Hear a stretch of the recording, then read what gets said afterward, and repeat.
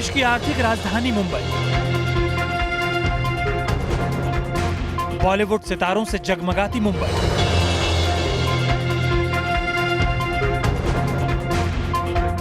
अपनी शान और शौकत पर नाज करती माया नगरी मुंबई।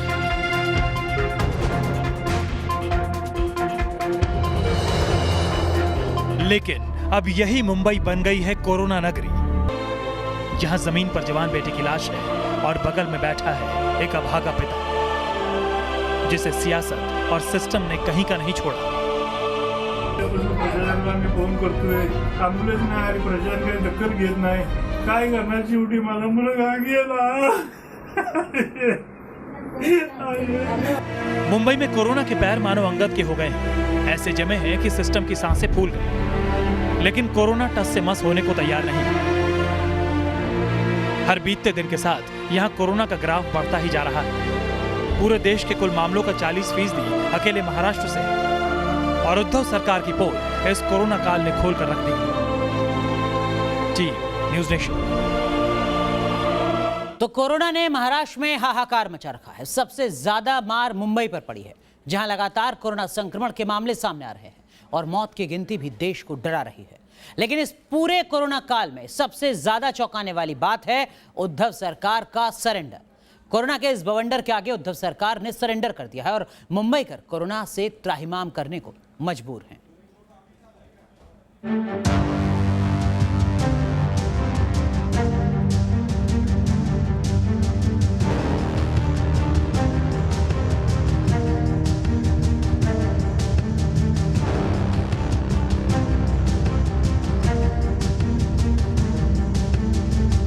माया नगरी में कोरोना से मचा हाहाकार।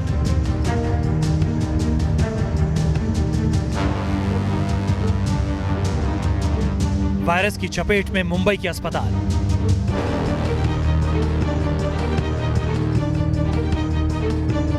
कोरोना को काबू करने में महाराष्ट्र सरकार फेल। कोरोना के वार से लड़खड़ाई उद्धव सरकार। कोरोना का बवंडर, उद्धव का सरेंडर। कोरोना की मार से मुंबई त्रस्त है। अस्पतालों में हाहाकार मचा हुआ है। स्वास्थ्य सेवाएं तहस नहस हो चुकी हैं। इस पूरे आपातकाल से निपटने में महाराष्ट्र सरकार पूरी तरह नाकाम नजर आ रही है और उद्धव ठाकरे कोरोना काल में हथियार डाल चुके हैं। मुंबई जो कि दंभ भरती है कि वो सबसे ज़्यादा टैक्स की अदायगी करती है, वह इस देश की आर्थिक राजधानी है। वहाँ के अस्पतालों से ऐसी भी तस्वीरें आ रही हैं जहाँ पर बिखरी लाशों के बीच में कोरोना मरीजों का इलाज किया जा रहा है और तो और 2-2 कोरोना मरीजों को एक ही बेड पर लिटाया गया है। तो क्या ये तस्वीरें इस बात की ओर इशारा करती हैं कि तय समय में महाराष्ट्र की उद्धव ठाकरे सरकार एक मेडिकल इंफ्रास्ट्रक्चर खड़ा करने में नाकाम साबित रही है? महाराष्ट्र में स्थिति कब तक नियंत्रित होगी, इसके बारे में सटीक बोलने वाला कोई भी नहीं है। कोई नहीं जानता कि कोरोना के मामले में महाराष्ट्र का भविष्य क्या है। आज नहीं तो कल को हो सकता है इस स्थिति पर नियंत्रण पा भी लिया जाए, लेकिन एक वैश्विक महामारी से निपटने में इस राज्य के प्रशासनिक कुशलता पर एक सवालिया निशान हमेशा हमेशा के लिए ज़रूर लग जाएगा।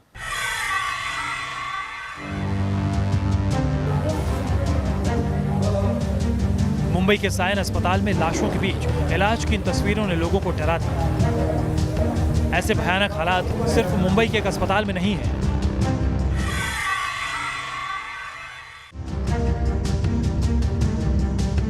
मुंबई के KEM अस्पताल से भी दिल दहला देने वाली तस्वीरें आई। यहां भी लाशों के बीच लोगों को ठीक करने की कोशिश हो रही है। KEM अस्पताल में भी जो हालात हैं वो साइंस से अलग नहीं है। इसके अलावा सोशल डिस्टेंसिंग का भी ठीक से पालन नहीं किया जा रहा है। तो ऐसे में सवाल महाराष्ट्र सरकार पर जरूर उठता है कि जिस तरह से मुंबई और महाराष्ट्र में लगातार कोरोना के मरीजों की संख्या बढ़ती जा रही है, कि क्या महाराष्ट्र सरकार सक्षम है इन मामलों पर लगाम लगाने के लिए? क्या आने वाले दिनों में महाराष्ट्र में कोरोना के मरीज कम होंगे या फिर इस बदहाली के कारण ऐसे ही महाराष्ट्र में कोरोना के मरीज बढ़ते जाएंगे? हालात इतने डरावने हैं कि इलाज के लिए अस्पतालों में भर्ती मरीज अस्पतालों के शीशे तोड़कर भाग रहे हैं और पूरा महानगर कोरोना खतरे के बीच तिल तिल कर जीने को मजबूर है। मुंबई और महाराष्ट्र में कोरोना की वजह से बिगड़े हालातों ने उद्धव सरकार के पसीने छुड़ा दिए हैं। उद्धव ठाकरे लोगों को घरों में रहने की सलाह दे रहे हैं और अब जब हालात बेकाबू हो रहे हैं तो उद्धव सरकार केंद्र सरकार से मदद की गुहार लगा रहे हैं। कोरोना को लेकर उद्धव की तरफ से एक अहम बयान भी दिया गया। उद्धव ठाकरे ने स्वीकार किया कि वो कोरोना की चेन को तोड़ने में नाकाम रहे हैं। उद्धव ठाकरे का यह भी कहना है कि कोरोना से निपटने के लिए सेना बुलाने की अटकलें बेबुनियाद हैं, लेकिन राज्य सरकार केंद्र से अतिरिक्त मदद की मांग जरूर करेगी। कई सारे अस्पताल क्वारंटाइन के नाम पे बंद है। महाराष्ट्र की सरकार पूरी तरह से हेल्थ के मामले में, लोगों को खाना खिलाने के मामले में, मजदूरों का ध्यान रखने के मामले में, हर मामले में महाराष्ट्र की सरकार दुर्भाग्य से फेल हो गई है। महाराष्ट्र का सीएम बनने के लिए उद्धव ठाकरे ने क्या क्या नहीं किया। दोस्तों का साथ छोड़ा और राजनीति के मैदान के दुश्मनों तक से हाथ मिला लिया। और अब जब मुंबई समेत पूरा महाराष्ट्र त्राहिमाम कर रहा है तो बीजेपी में बैठी विपक्ष उद्धव सरकार पर हमले का कोई मौका नहीं छोड़ रही है। मौजूदा समय में पूरे देश में जितने कोरोना पॉजिटिव मरीज हैं उसका 1/3 हिस्सा सिर्फ महाराष्ट्र में है। विपक्ष आरोप लगा रहा है कि इस वैश्विक महामारी से निपटने में महाराष्ट्र की उद्धव ठाकरे सरकार ने केंद्र से बराबर का समन्वय स्थापित नहीं किया। केंद्र से जो भी अनुदान मिला है उसे राज्य सरकार यहाँ पर इंफ्रास्ट्रक्चर में खर्च करने में कहीं न कहीं कोताही बरत रही है। लगातार घिरते जा रहे हैं उद्धव ठाकरे।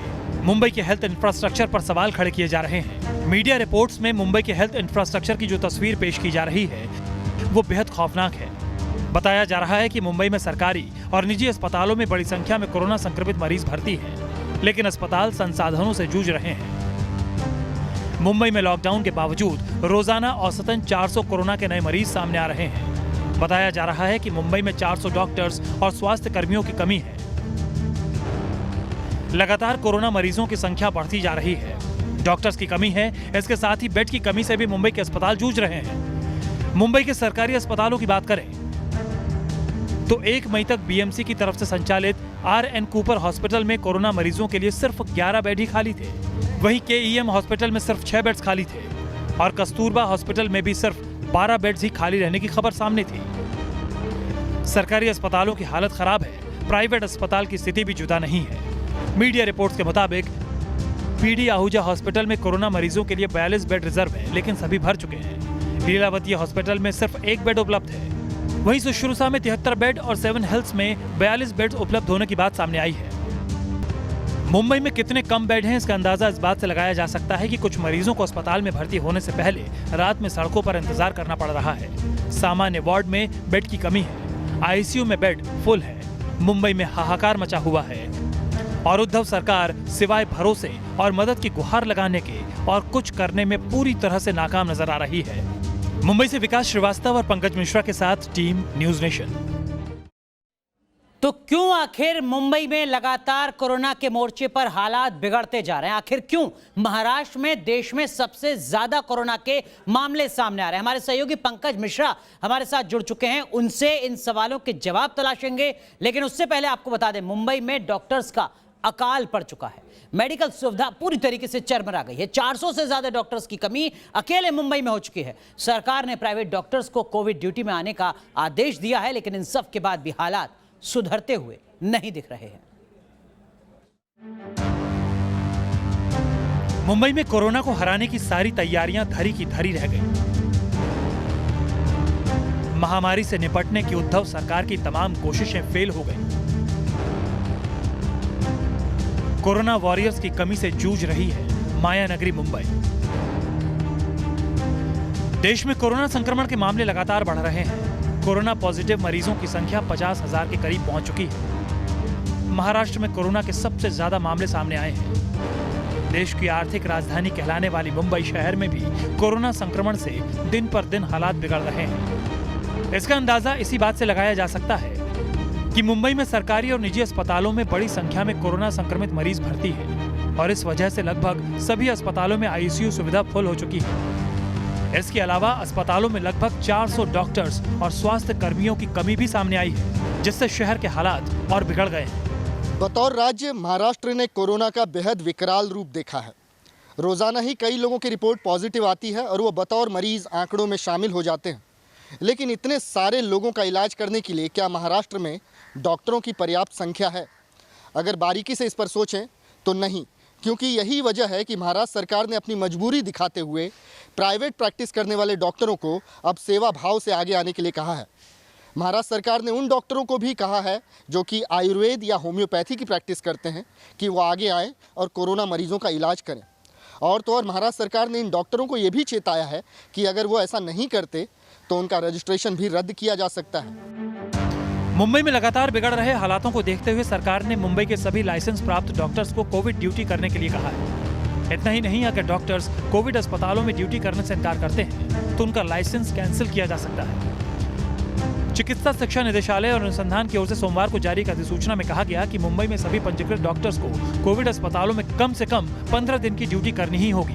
अगर कोई डॉक्टर प्रतिक्रिया नहीं देता है तो उसे आचार संहिता का उल्लंघन माना जाएगा और महामारी अधिनियम 1897 के प्रावधानों के अनुसार कार्रवाई की जाएगी। हालांकि 55 साल से अधिक आयु के चिकित्सकों को इससे छूट दी गई है। मरीजों का इलाज कर रहे डॉक्टर खुद संक्रमित हो रहे हैं और कई मामलों में डॉक्टरों के जान जाने की भी खबरें आ रही हैं। ऐसे में प्राइवेट प्रैक्टिस करने वाले डॉक्टरों में सेवा भाव को भरना भी महाराष्ट्र सरकार के लिए एक बहुत बड़ी चुनौती बन चुकी है। आंकड़े लगातार बढ़ते जा रहे हैं और ऐसे में बेहद ज़रूरत है कि जो स्टैंडर्ड ऑपरेटिंग प्रोसीजर होता है, जैसे कि महाराष्ट्र सरकार बहुत दिनों से अपनाए हुए है, उसमें बदलाव किए जाएं ताकि जो लगातार बढ़ते मरीजों की संख्या है उस पर नियंत्रण पाया जा सके। हर बीतते दिन के साथ मुंबई के हालात अमेरिका के न्यूयॉर्क की तरह होते जा रहे हैं। अमेरिका के न्यूयॉर्क में भी कुछ इसी तरह कोरोना के मामलों में बेतहाशा बढ़ोतरी हुई। समंदर किनारे बसा न्यूयॉर्क और मुंबई देश के सबसे भीड़-भाड़ वाले शहरों में शुमार है। दोनों जगहों पर अस्पताल की व्यवस्था चरमरा चुकी है और अब न्यूयॉर्क की तरह मुंबई में भी नौसेना अपने जंगी बेड़े की तैनाती की योजना बना रही है। महाराष्ट्र में कोरोना के मामले तेजी से बढ़ते जा रहे हैं और मरीजों की कुल संख्या 20,000 को पार कर गई है। जानकारों का मानना है कि हालात उद्धव सरकार के हाथ से पूरी तरह निकलने से पहले केंद्र सरकार को इसमें दखल देना चाहिए और मुंबई में सेना और नौसेना के साथ रेलवे के उन आइसोलेशन ट्रेन्स का भी इस्तेमाल करना चाहिए जिन्हें कोरोना आपातकाल के लिए तैयार किया गया है। वरना मुंबई के बिगड़ते हालात पूरे देश के लिए किसी सदमे से कम नहीं होंगे। Team news nation.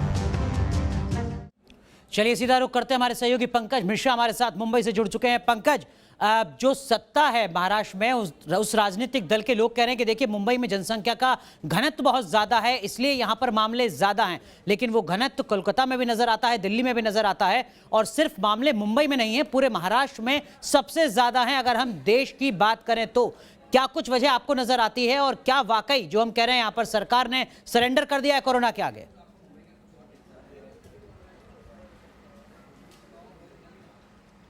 जी बिल्कुल, देखिए जिस तरह से लगातार महाराष्ट्र सरकार की तरफ से ये कहा जा रहा है कि हम ज़्यादा टेस्ट कर रहे हैं इसलिए ज़्यादा रिपोर्ट सामने आ रहे हैं, लेकिन अगर ज़्यादा टेस्ट कर रहे हैं तो इंतज़ाम क्यों नहीं है? पहले सायन अस्पताल फिर केईएम अस्पताल, दोनों अस्पतालों की तस्वीर हमने देखी, लेकिन जो बाकी अस्पताल हैं उनकी भी तस्वीर अलग नहीं है। आप सोच सकते हैं कि एक तरफ जहां एक मरीज जो कोरोना से संक्रमित है उसके दिमाग में कई सारे ख्याल पहले से आ रहे होंगे, परिवार परेशान है, घर वाले परेशान है, कोई उससे मिलने नहीं आ सकता। ऐसे में अगर उसके बगल में किसी शव को रख दिया जाए और शव के साथ उसे अगर सोना पड़े तो उसकी मानसिकता क्या होगी? क्या वो ठीक होगा या फिर वो और बीमार हो जाएगा? तो इस तरह के तमाम सवाल हैं महाराष्ट्र सरकार के सामने कि अगर वो जानते हैं कि इतनी बड़ी संख्या में मरीज जो है वो बढ़ते जा रहे हैं तो इंतज़ाम में कमी क्यों दिखाई दे रही है? आपको बता दें कि महाराष्ट्र में इंफ्रास्ट्रक्चर की कमी साफ सामने दिखाई दे रही है। इसके अलावा डॉक्टर्स की कमी है, जिसकी वजह से प्राइवेट डॉक्टर्स से अपील की गई है कि वो सामने आकर जो है वो सरकार की मदद करे। इसके अलावा पुलिस की कमी है, अब ये कहा जा रहा है कि हम केंद्र से पुलिस की मांग करेंगे। तो तमाम जो कमियां हैं उसके बीच क्या महाराष्ट्र में जो बढ़ते आंकड़े हैं उन पर लगाम लगाया जा सकेगा? ये एक बहुत बड़ा सवाल है और एक बड़ी चुनौती है उद्धव ठाकरे सरकार के सामने। जी बिल्कुल पंकज, बड़ा सवाल है उद्धव सरकार के सामने कि क्या वो वाकई तैयार हैं कोरोना से निपटने के लिए। बहुत बहुत शुक्रिया आपका जुड़ने के लिए। आपको बता दें कि मुंबई में मौजूद धारावी का स्लम एशिया का सबसे बड़ा स्लम है और धारावी में कोरोना की मार ने महाराष्ट्र सरकार के साथ साथ पूरे देश को डरा दिया है। धारावी में कोरोना की वजह से 27 लोगों की मौत हो चुकी है और हर दिन धारावी स्लम से दर्जनों मरीज सामने आ रहे हैं।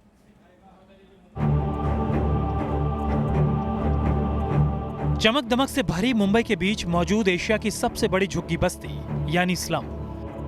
मुंबई में मौजूद धारावी स्लम की तंग गलियों में कोरोना की आमद ने सबको डरा रखा है।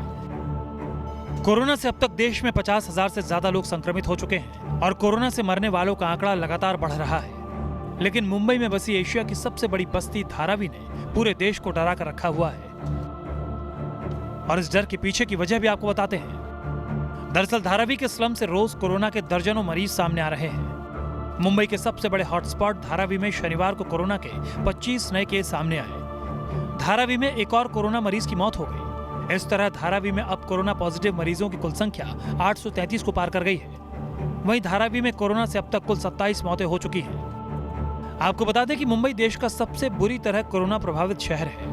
महाराष्ट्र के कुल 20,000 कोरोना मरीजों में से 12,000 से ज्यादा मरीज अकेले मुंबई में हैं और मुंबई में 462 लोगों की मौत हो चुकी है। सिर्फ इतना ही नहीं, अब तक 714 पुलिसकर्मी कोरोना पॉजिटिव पाए गए हैं। मेडिकल स्टाफ भी लगातार कोरोना संक्रमण की चपेट में है। धारावी बस्ती को एशिया की सबसे बड़ी स्लम बताया जाता है। धारावी का यह स्लम 50 एकड़ के एरिया में फैला हुआ है और धारावी स्लम में 6.5 लाख से भी ज्यादा लोग रह रहे हैं। धारावी में साफ सफाई और जगह की बहुत कमी है, जिससे धारावी में कोरोना का कोहराम लगातार बढ़ता जा रहा है। महाराष्ट्र में लगातार बढ़ते कोरोना मरीजों को देखते हुए बीएमसी बड़ी तैयारी कर रही है। सूत्रों के मुताबिक मुंबई में क्रूज शिप को क्वारंटाइन सेंटर बनाने की तैयारी की जा रही है। समंदर में कोरोना संक्रमितों को रखने की तैयारी है, जिससे उनका सही तरीके से इलाज किया जा सके। 2000 लोगों को क्रूज शिप में रखा जा सकता है, लेकिन फिलहाल राज्य सरकार इस पूरे हालात को संभालने में नाकाम साबित हो रही है। Team news nation.